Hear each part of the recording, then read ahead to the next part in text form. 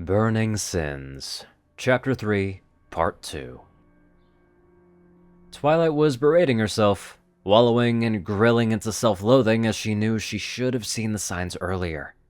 Had her mind not been as panicked and driven as it was, she would have asked the right questions, picked up on certain odd clues here and there that proved him to be not what they thought he was.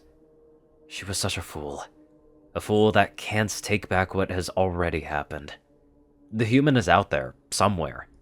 Dead or alive, his remains drifted out to the rest of Equestria.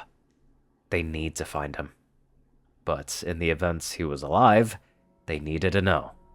Princess Celestia, what exactly is a human? Are they just ponies that look different? In a sense, Twilight. They think, work, and show empathy and compassion like ponies do. However, they are unlike us in many different ways. Where we are blessed with magic, they embody the creative spirit through technology, working for achievements that magic can make happen in an instant. Ponies are a magical evolution of the creatures of the same name. We were given our sapience by a being higher than ourselves, but humans are a biological evolution, growing into who they are over time and learning to both destroy and build.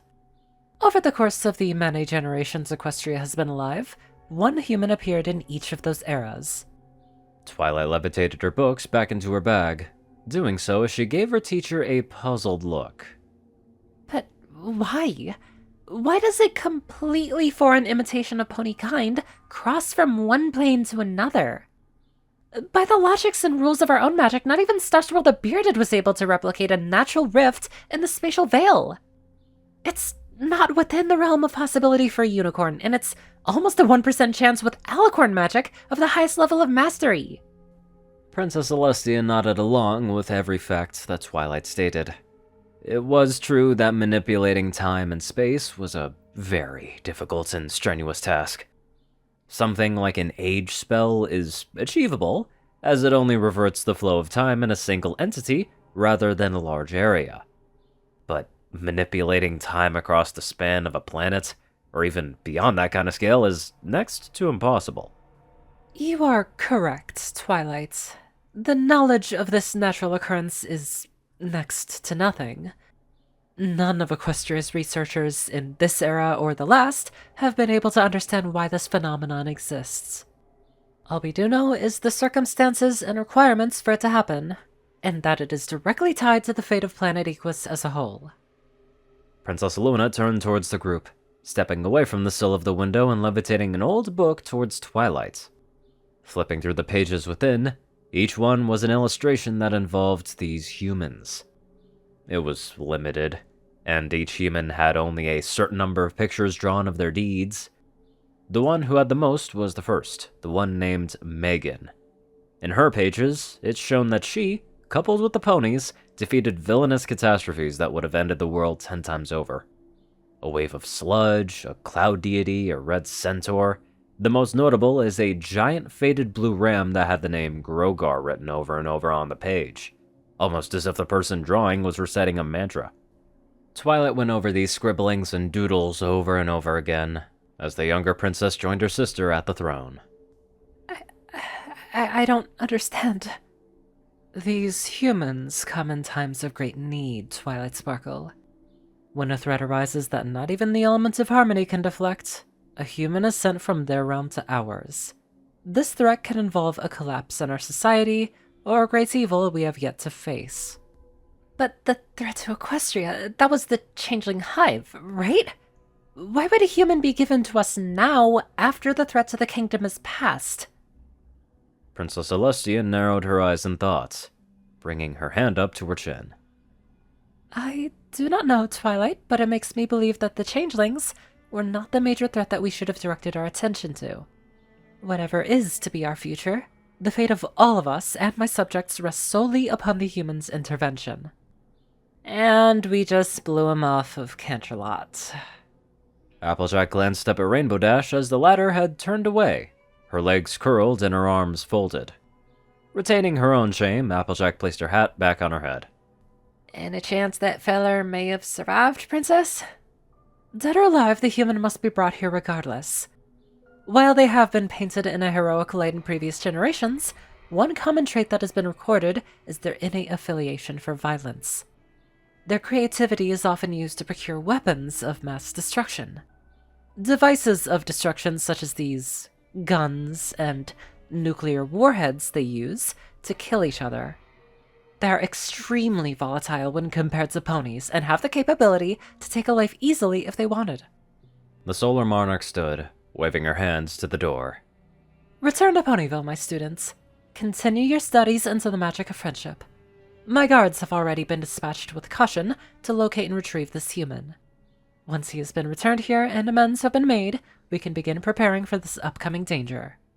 Twilight nodded, turning to leave as the others went on ahead of her. Slowing as she took a few steps, she hesitantly turned back to her beloved teacher. If I may, Princess, what about my brother? Princess Celestia glanced towards her sister, the two sharing a short standoff before the former sighed. Well, with the actions Shining Armor had taken, it was clear that he had been damaged mentally by the Queen's harassment of his mind. His outburst and aggressiveness towards the human has me concerned. As much as I wish for him to be on leave to recover, I cannot play favorites. Princess Luna nodded in agreement. Indeed. Whether it was for reasons of insanity or not, we had to take into account that if we allowed Shining Armor to continue as he was, it wouldn't have been long before his broken state of mentality targeted somebody else. What would have happened if he attacked a mare on the street, or took it too far against a crowd of miscreants? Many already have a questionable view on the Royal Guard. In order to maintain some semblance of justice, Shining Armor had to be punished.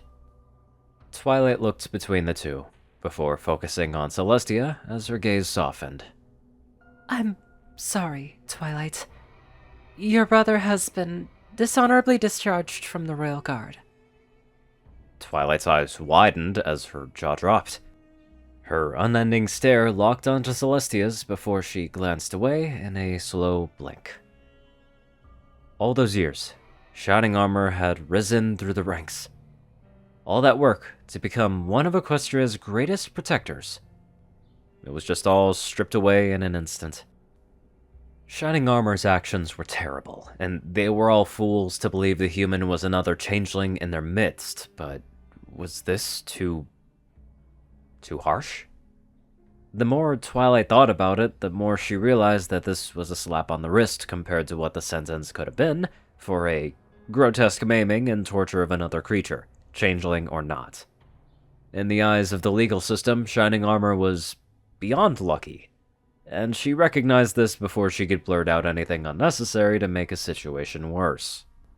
Swallowing the lump in her throat, she bowed her head to Princess Celestia, turning and walking towards the door without another word. It broke her teacher's heart to see the star pupil of the sun walk away in dejection and heartbreak. But she is well acquainted with delivering this kind of news. Didn't make it sting any less, but she knew it was necessary, and her sister agreed wholeheartedly. This is for the best, Tia. Let her be for now. She needs to recover, just as the rest of us do. Of course, Luna. Celestia sat herself back on her throne, brushing her fingers through her mane as she eyed her sister from the side. How many guards have been dispatched to locate the human? 3 platoons have been sent to follow the streams that break off from the river the human fell in. They have already begun their searches in Las Pegasus, Dodge City, and Ponyville. Good. Have you prepared the spell to locate him in his dreams? Luna nodded, her wings ruffling as she ignited her horn. I have. Coming nightfall, I will retire to my quarters for the night and attempt to locate his dreamscape. Perhaps if I can find him and interact with him in his mind, we may be able to coax him into complying with our guards, or even coming back to Canterlot himself. I hope so, Luna. If anything I've said is definite truth and not just guessing and predictions. Celestia turned her eyes to the window, the sun setting towards the horizon and coming closer to the point where Celestia will have to lower it. We will need all the help we can get. Please listen to us! Nathan glanced over his shoulder at Marble as she looked up from her lap. Having awakened in the shed she had kept the human in, She was unprepped for his surprise attack, and even more so when she awoke and found herself tied by chains to one of the 3 chairs in the room. Maud Pie had also awoken, but kept quiet as she stared blankly at the human. We're not going to hurt you. We just wanted to help. You were dying. Nathan snorted as he turned around, slowly walking past Marble towards his own chair that faced the 2. No, I don't believe you, girl.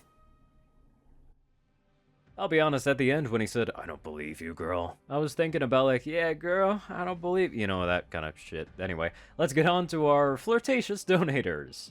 Top donators: Jessie Smith, Star 630, BadassWaffle, Only One Thing, Ceru, Orion, and Caladis. Magivic, Jock, Rayden, Runescythe, Will, Timothy, Luigi, Chancer Crest, Big Smoke, Murder Princess, Little Mighty, Solar Symphony, and many more amazing people. Thank you all so much for watching this video and live life to the fullest.